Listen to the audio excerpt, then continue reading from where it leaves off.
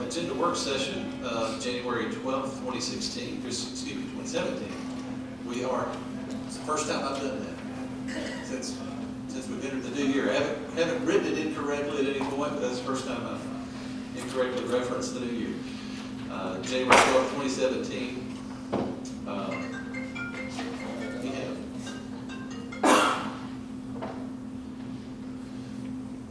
good opportunity, everybody look at their phones, make sure that they're off. All right, we will be attempting to set the agenda for the regular council meeting January 26, 2017.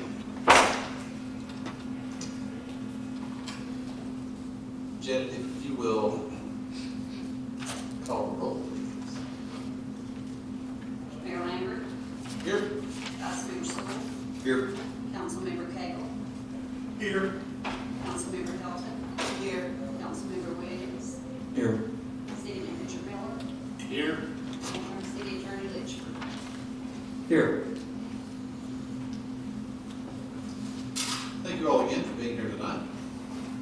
Hope everyone had a great new year. It's off to a good start in 2017.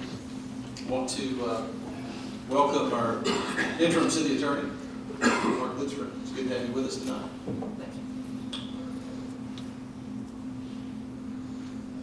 And we will, with that, proceed directly to what would be old business. And item A would be, as of yet, an unnumbered ordinance, which would be for a public hearing for property located at 403 Donaldson Road. This would be a rezoning from R1 residential to R2 residential duplex.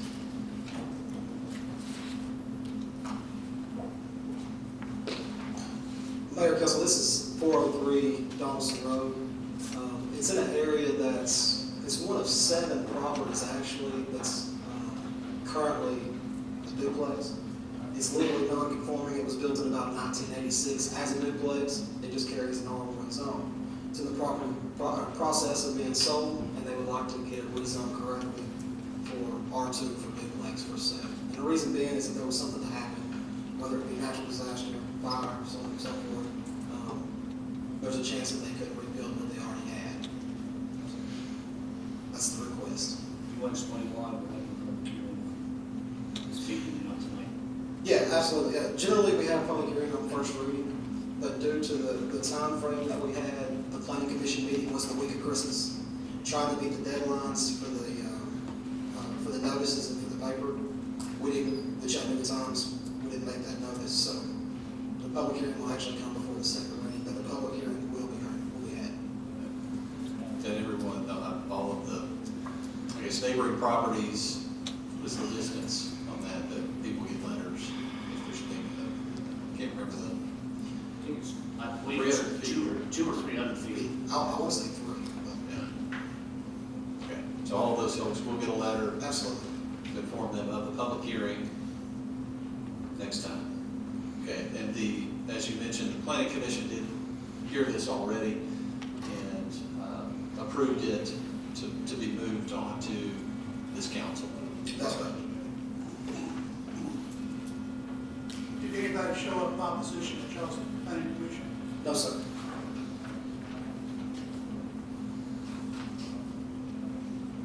All right, so that would be, again, public hearing and then potentially second and final reading of the ordinance, which would be 1026, again, to rezone 403 Donaldson Road. Thank you. Thank you.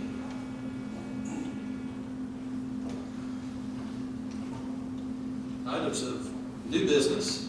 There will be a grant consent agenda. Several different things on there. The acceptance of the Bureau of Justice Assistance Grant. The National Wildlife Federation Trees for Wildlife Grant. Accept the American Library Association Coretta Scott King Library Books Grant. And to apply for and accept the Staffing for Adequate Fire and Emergency Response Grant, SAFER grant. Yes, Mayor and Council, I'll have to defer to Stan Stan Allen for the first grant. But I think that I can go ahead and tell you about the other three while he's making his way. The National Wildlife Federation Trees for Wildlife, we're thinking about doing a community tree giveaway instead of trying to plant trees in parks and everything. This allows the community, we can possibly do this on Earth Day, which would be April 22nd, get maybe 50 to 100 trees and allow the community to come pick them up. They do have to fill out a form for the National Wildlife Fund because they will check up on them to make sure that they've planted the trees and are taking care of them. But we could have a nice community event, add through the elementary schools and maybe have some other events tied into that. The Coretta Scott King Library books is no cost to us, and also the tree grant, no cost to us as well. All we have to do is pay, the only cost really involved is about $30 to $60 for shipping. This will allow us to they select several books for us, and they're in the youth and younger age groups. It'll be for African American either authors or stories that feature African American characters. And the only thing that they ask besides the shipping fee is for us to display all of those books that they give to us and have them available in our library. And the accepting of the SAFER grant, Staffing for Adequate Fire and Emergency Response, that is similar to the COPS grant. And right now COPS isn't open yet, but this one is. This allows us to hire firefighters at a reduced rate for up to 3 years, and then after that 3rd year, we have to incorporate those firefighters that we hired into our budget. The first 2 years, we only pay 25% of their costs, and then the 3rd year, we pay 65%. So that gives us an opportunity to build into our budget the cost of those firefighters. And we're looking at trying to get 6. And the cost averages about $56,000, and that is with their benefits. And that's in the high rate of the benefits. We wanted to guess high instead of low. So that would average a little over $334,000 a year once we have to start paying for them full time. It's about $83,000 for the first 2 years, and then around $222,000 for the 3rd year. So that just gives us an opportunity to hire those folks because we're going to need them with Exit 1 being built. The new fire hall coming up online, they're going to need more staff. So that allows us to go ahead and start getting that staff in place. And then I'll go ahead and defer to Chief Allen on the other grant. Yeah, so we've been looking at replacing the current body cameras that we have. They are not providing the service for the companies, and the company is not providing the support that we need to keep those running. To give you an idea, we originally purchased 32 body cameras, and with the ones that have malfunctioned and quit working and that we've had to send back and getting replacements, we have actually sent back to the company 44 cameras. So we're sending back replacements as well. And it's taking sometimes as much as 6 weeks to get one back. So we were looking for a way to finance that. Mr. Miller sent a flyer from the City Managers Association. Yes, sir. To me, and it had the Bureau of Justice Assistance information on there. So I've gone on it and found the grant for body cameras and in the process of trying to complete the application. Okay, any questions? The cameras existing cameras we have now, after you're saying it's not all 44, if they're working, is there any possibility that we put those on gov deal, sell those, that we get new cameras? Will we get new cameras? Yes. Yes, I don't want There's to no such- keep putting money into one thing back and forth. No, if we get all the cameras under this grant, then we will look at Yeah, we need to look it at- does on eGov or whatever. However. Yeah, we need to look at the same situation to whatever camera we get service, and Right. we don't want to get the same situation we got into apparently. Well, and the body cameras is that our in-car cameras has the same company, and those have been in place for quite a while, so when we went to get the body cameras, it made sense to use those with the same server and everything for storage, but like I said, the body cameras are not, they're not working like they need to be. So this is if we buy 32, if we get this 100,000, we buy 32 cameras with it, then the city's got to buy 32. No, sir, what, the $100,000 is for one of the quotes that I've got, and I'm still doing the research on which cameras to get. Really, it will be up to $100,000. I don't really think that it's gonna cost that much, but it's not just the cameras themselves, but it's also the server, storage, the support. Well, I just read here, we'll stick 1 for 1 back. And Right. that means we got to buy one, then buy one out there. Well, we would, hopefully we would buy, we need more than 32 now, we have more officers now, but hopefully it would be a situation, for example, that we would buy 18, the city would buy 18, and Grant would buy 18. But I don't, from what I've seen so far, and I haven't found the right solution camera yet, but I don't think it'll be 100,000, it'll be less than that. But we're Councilman gonna make Cagle, sure. it's like a 50-50 grant, it's a 50% grant. The last camera we bought, what did we pay for those? Do you remember, sir? $4.99. But that's just the camera So itself. that's just a camera. The server and storage is our additional costs.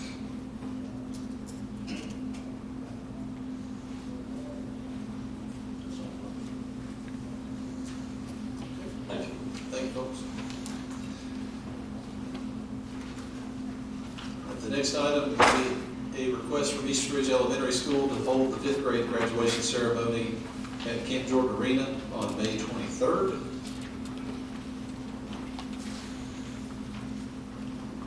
Will also be some additional information for us. Very nice group. They packed the place last year. We didn't know, we thought we had plenty of chairs, and they put somebody in every chair we had, and the stands and everything else. They've asked to do it again, and it was a big event, and the kids really enjoyed it, and we'd like to do it again for them. We'd also like to waive East Ridge Elementary having to pay us anything.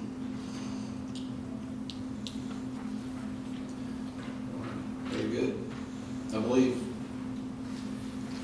if I recall correctly, I think East Ridge Elementary may be the second largest elementary school in Hamilton County. I think so. And so it would make sense that, yeah, a lot of people turn out for that. I saw people I hadn't seen in years. I mean, it was a lot of folks in there. Thank you. Thank you.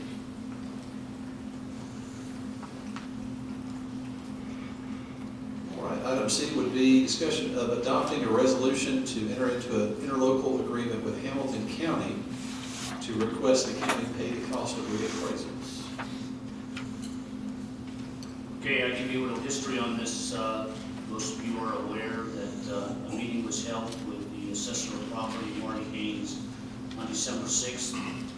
He met with all cities in Hamilton County and apprised us that they are going to start invoicing all cities 1/2 the cost of the reappraisals of the properties. Reappraisals are done every 4 years. This hasn't been done for the past 27 years in Hamilton County. The cost of the city for our cost of 150% would come out to $62,402.20. Needless to say, I do not have those dollars appropriated in the budget.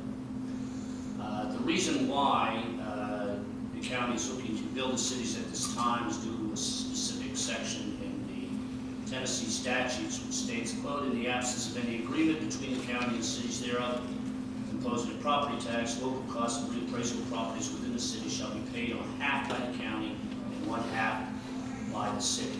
And according to the state comptroller's office, the Hamilton County's assessor of property has not been in compliance with this law for quite a while. The assessor of property does not not have the authority to release the cities from paying this fee. However, the Hamilton County Commission can end up waiving them if we get involved in their local agreement.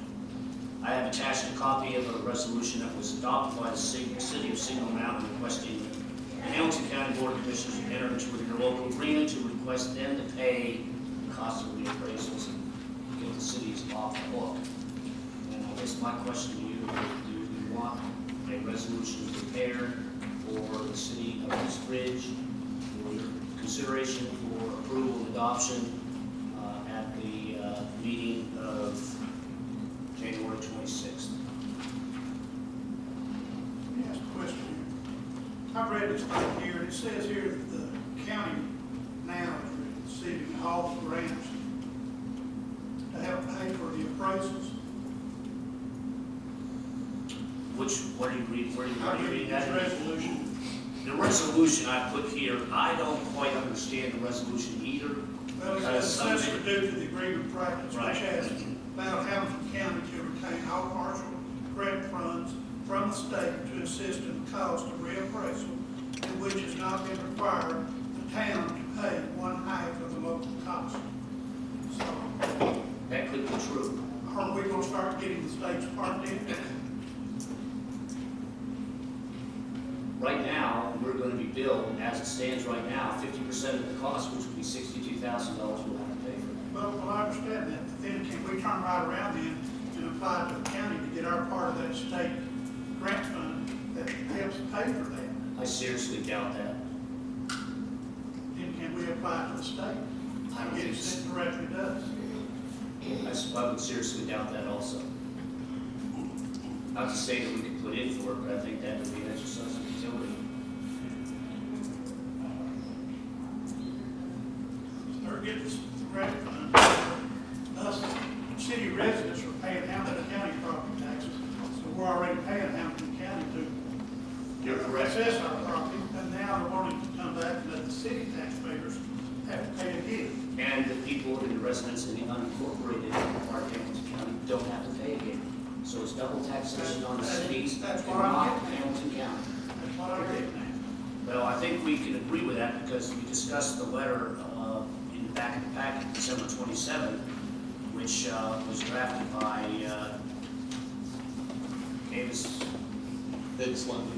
Davis Lundy from Strategic Communications on behalf of all 6 of us would be, of course, Red Bank, Saudi Daisy, College Dale, East Ridge, and Lookout Mountain.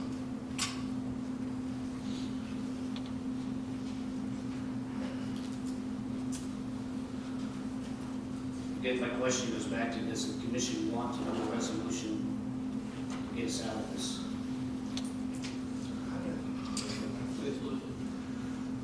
So, Okay, yes. I'll put it on the next agenda.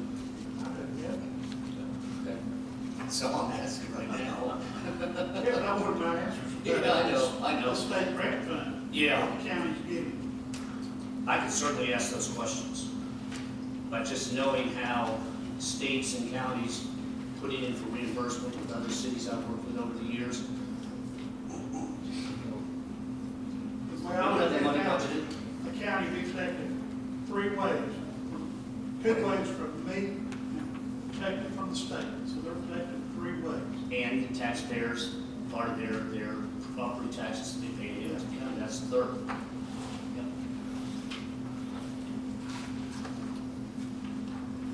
All right.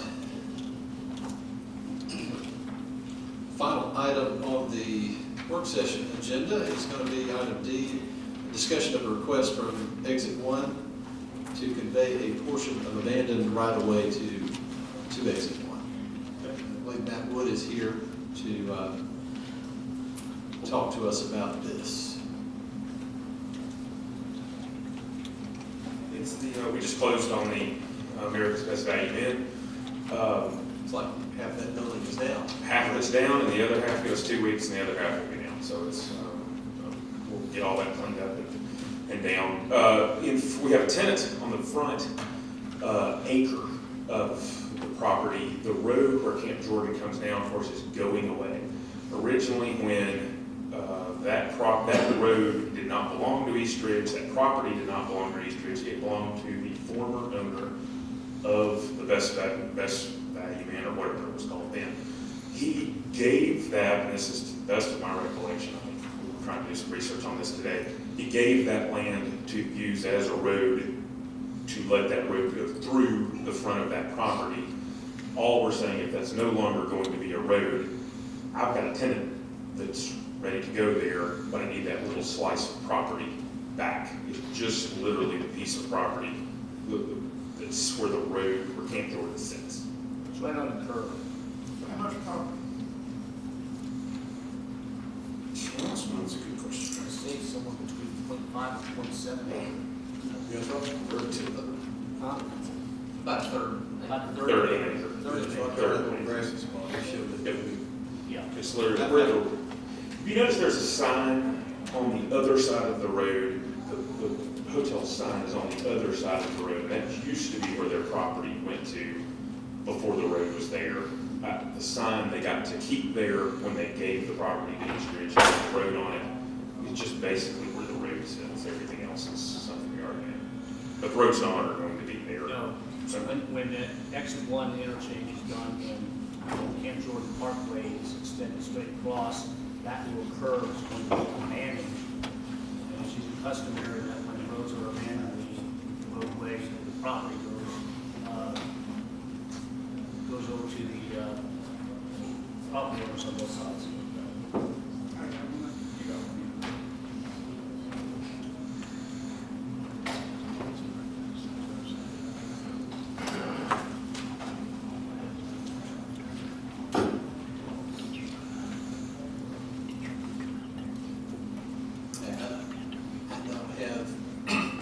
I personally don't have any objection whatsoever to doing this. I don't know what we would do with Maintain a it. little sliver of property that is really not enough to build anything on. It's, my understanding, it would be a parking lot, basically. We're trying to get an additional Parking lots. So, are there any questions? Okay. Thank you, sir.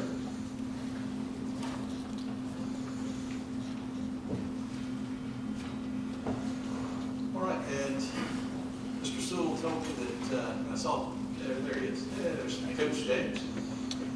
He's coming to make a donation. Guys,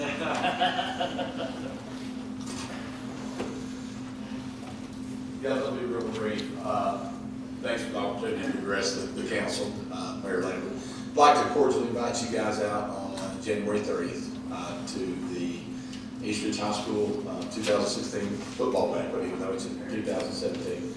We're going to be having it here at Cross Baptist Church, right across from the fire hall, former East Ridge Baptist Church. And we'd be honored if the council and city manager and mayor would attend. So if you could just kind of let me know maybe a week before if you're going to be able to attend with your wife or your spouse, then we would love to have you there. What time did you say? 6:30. Start at 6:30. Have some fun, food, fellowship.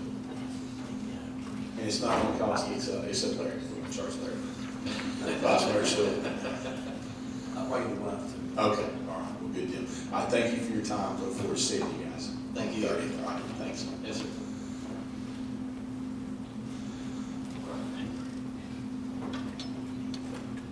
Mr. Cagle, do you have anything for us? Yes, I'd like to bring up a source subject. Sure.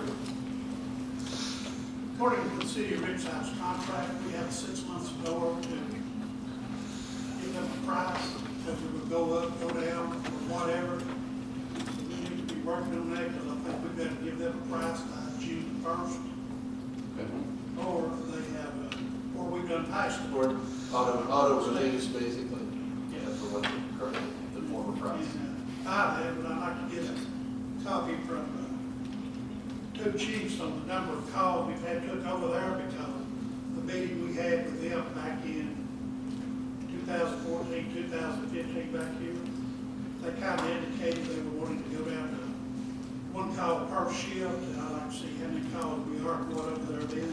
I mean, now, calls, back at that, meeting, we had about 45% increase from the year before, or during that time, because I've got the list here. Dramatic increases from year to year. To help figure out the amount of calls, because at that time, it was costing the city.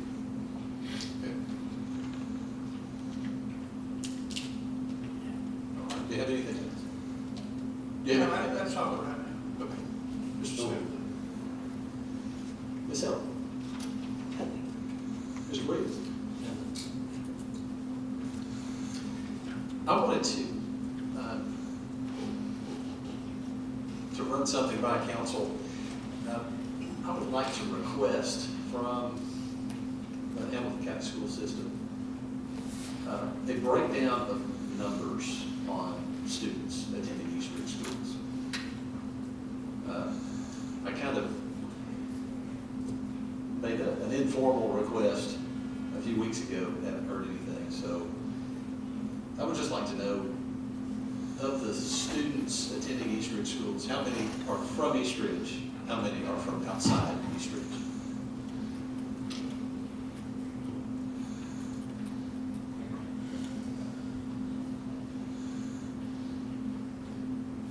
So I'm not sure that council necessarily needs to vote on it, but you know, is this something that you all have a problem with? Is this? You know, I'd like to know that now. Informational purposes. right. Absolutely, sure.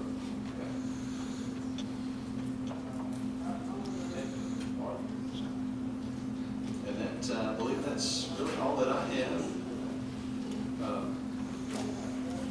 I'm sorry. There was one thing. Mark Graven called me this afternoon and wanted me to remind everyone, so I'm going to say it at this meeting and then also at the next meeting. Yes, sir. I'm talking to you too.